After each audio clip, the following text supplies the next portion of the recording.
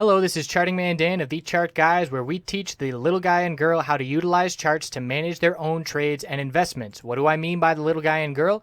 Well, we just had two directives signed halting the implementation of a rule that requires financial advisors to act in the best interests of their client. Let that sink in a little bit. The big wigs on Wall Street can play with your retirement and hard-earned money without your best interests at heart. We currently have hundreds of members taking charge of their financial future, and we would love for you to come check out a free week with no credit card required to see if our services would be beneficial on your path to financial independence as well. What we offer, we have a separate course of over 5 hours in length on when to enter and exit positions. And in terms of what we do daily, we have nightly videos, key levels updated each morning before the bell, 2.5 hours of live daily webcam coverage in the morning and in the afternoon, and over 7 hours of educational videos. All of these links can be found in the description of this video. Come check us out. Thanks for watching. Let's get on to the technical analysis. All right, a pretty eventful day for everyone involved in gold, miners, the dollar, and with Yellen speaking at 10 a.m., we had a catalyst this morning, and we've got her speaking again tomorrow at 10 a.m., so we need to be aware of that. But a common theme that I keep saying on these videos is that the gold and miner bulls are pleased with where we are standing considering what is going on. So the dollar made a very clear break of 101.02. We broke it yesterday, still struggled at that level a couple times. We pulled back, established a higher low, and then we saw that big-time bull breakout in reaction to Yellen speaking. We are currently consolidating. It is normal, healthy consolidation, and we're going to be looking for continuation for the bulls. And on the daily time frame, we have broken the lower high pattern, and this bounce is playing out. So I keep drawing this potential bearish reversal head and shoulders pattern just to keep an eye on it. We could bounce all the way up to 102 and then pull back and be in that pattern, but not going to assume that's going to happen, just keeping a close eye on it every day that goes by. But as of right now, the dollar bulls are seeing a nice bounce. The next resistance is 101.50 and 101.73. But the bulls of gold are holding up. And if we were seeing a direct inverse correlation, meaning if we were trading tick for tick, we would have seen gold break the low of yesterday, today, pretty significantly. And that low is 12.19. Obviously, we formed a higher low. Look at this uptrend support line from the daily, which I'll show in just a moment. We held it at the low of the day yesterday. Look at these 4 candlesticks just grinding along that support and then bouncing above it and maintaining that key support level. So if we see the dollar continue tomorrow, we are going to be at risk of losing this uptrend support line. But again, the bulls are very pleased with where we are currently standing, because if we were tick for tick with the dollar inversely, we would be down heading towards 1200 at this point.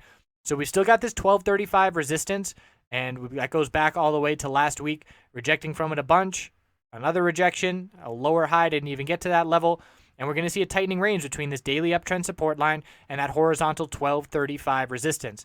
So zooming out to the daily time frame, this is where this trend line is coming from. I hit the low, I hit the consolidation higher low, and now we're hitting this level multiple times, and we can see the range is tightening, a bit of an ascending triangle as we head into that pattern on the hourly time frame, and we could still be within this pattern by the time we wake up tomorrow heading into the open.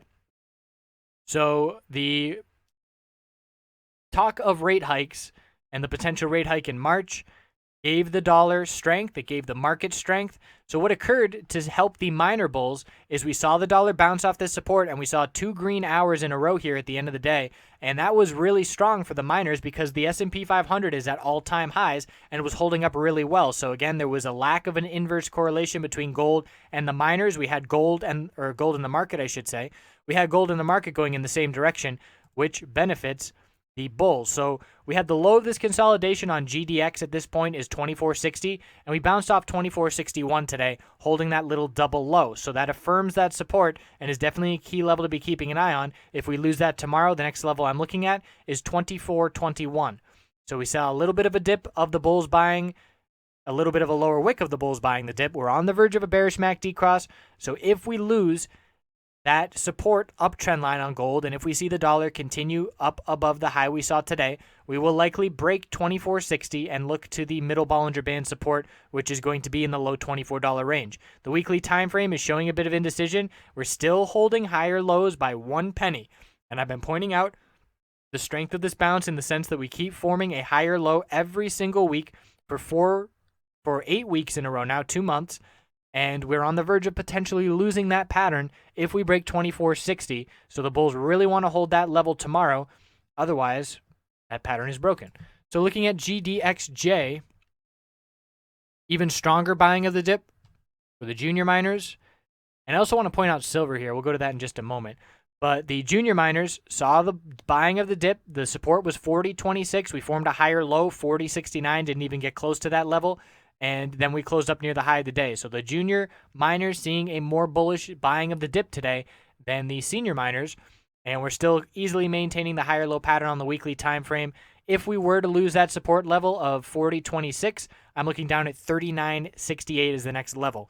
So why the junior miners might be stronger, there's more exposure to silver, and silver is much stronger than gold. So silver on the hourly time frame, we saw a break over this consolidation from back on February 13th. And where would that put us for gold if we broke the high of February 13th? That would put us up into the 1240s. So we can see here the high of February 8th was up in the 1240s for gold. Where were we on February 8th for silver? We were all the way down here. So we're seeing a significant bull move. Let's compare to where we came from on the daily.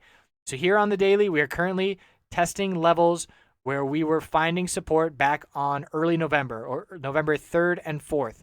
If gold were this strong on the daily time frame and were comparable to where we were coming from on November 3rd and 4th, that would be putting us here up in the 1270s. So a very significant difference, a $40 difference for gold than where silver is currently trading in relation to where we came from. So silver is without a doubt stronger than gold. Definitely watching silver for some cues into gold, and it has been holding the 10-day moving average support very strong. So the gold bulls do have that momentum in their favor with silver strong, and we'll see if gold bulls can get that break of 1235 key resistance. And again, it's going to depend on the dollar and how this consolidation on the hourly time frame plays out, which at this point, normal, healthy, bullish consolidation after a big bull break, potentially even a bull flag. Let's see if we can draw it here. Hitting the lows, making sure no candlesticks are closing below. And then in terms of resistance, hitting the lower highs. And that does look like a bull flag. So we'll see how that plays out overnight. We'll check back in tomorrow. I appreciate you watching and hope you have a wonderful night.